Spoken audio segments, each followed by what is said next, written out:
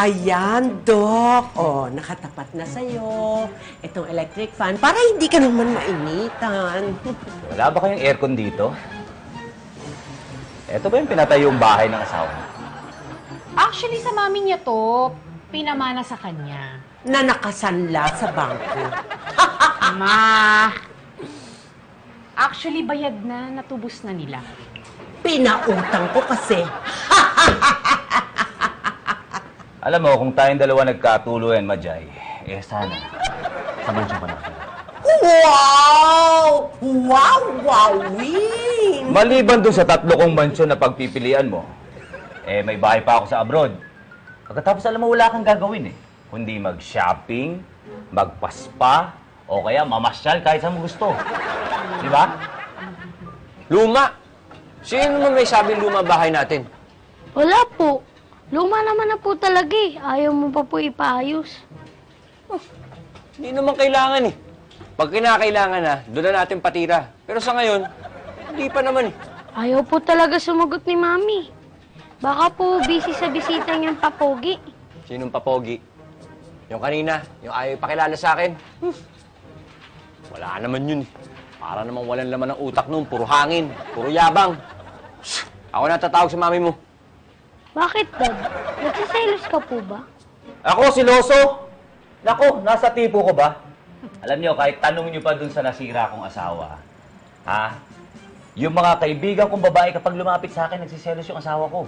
Pagkatapos, hindi lang yun, yung mga kaibigan kong mga lalaki, kapag lumapit yung mga asawa nila sa akin, nagsiselos rin. Biyudo ka na pala. I'm sorry to hear that. Kailan pa? Mga 5 years na, pero alam niyo naman, okay lang ako. Nagkikipag-date, pero wala akong matipuhan Hindi ko nga alam kung bakit nandito ako Siguro, may dahilan kung bakit nandito ako. Di ba, Hasmin? Oh, no. Pwede. At kahit single at available pa ako, hindi kita type, Mr. Super Mahangin. Ay, Doc, imposible naman siguro na itong si Majay ang pinunta mo dito dahil alam mo naman na may asawa na siya at mga anak, diba? Hindi kaya ako ang dahilan kung bakit ka nandito? Sige namin na lang, please. Kapal! Ano sabi mo? Nababasa ko ang iniisip mo, ha? Ganon? Ganun. Alam mo, medyo mainit dito sa bahay ng asawa mo, Kailangan ko magpalamig, Kailangan ko magpahangin. Papalamig ka na nga lang, mamimili ka pa ng properties. Alam mo, lalo kang gumaganda kapag nagtataray ka. Oh, maganda? Ako ba yun? Thank you so much. Alam mo, Dok, huwag na lang kayo umalis dito. Kumain na lang ka ng merienda. Excuse me? Magkakilala ba tayo? Oh, yes. Hi, I'm Bernie. Ako yung business partner ni Jingo, yung asawa ni Hasmin. Nga pala. Nasaan nga pala si Jingo para maturuan ko naman yumaman? Wow! Well, actually, si Jingo busy sa bago niyang trabaho. Kaya pwede namang ako na lang turuan. Alam mo, hindi mo na kailangan. Mukha ka na mayaman.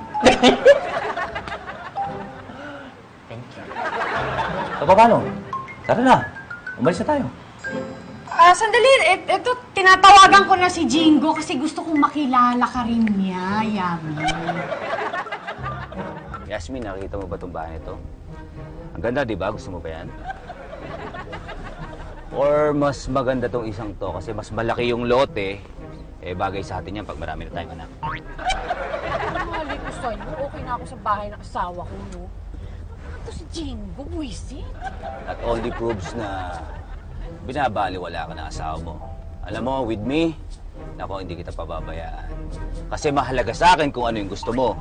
Ibibigay ko lahat ng gusto mo, di ba? Kasi I care for you. Yung mga properties ko dito sa Pilipinas, alam mo, marami naman yun pati sa Amerika. Magsabi ka lang, bibigyan ka. Grabe. Ang klase ka talaga, Dok. Para sa babaeng malapit sa puso ko.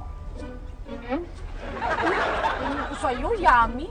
Di ba sinabi ko na sa'yo, may asawa at mga anak na ako. Bakit ba ang kulit-kulit mo? Itong 5-story building na to, mukhang mansyon. Yasmin, mas bagay yata sa atin. Ano yung ko sa'yo? Kulit-kulit, sinabi na nga may asawa at mga anak na eh. Mo, I'm just being nice to you. Ano ka ba? Wala. Dok, Mapuwis ka naman yata. alam mo, Yasmin, itong kaibigan mo, ha? Masyado mabait, ha? Type yata ako. Papatulan ko na yan. I'm so ready for you. May aircon naman para ang ka dyan.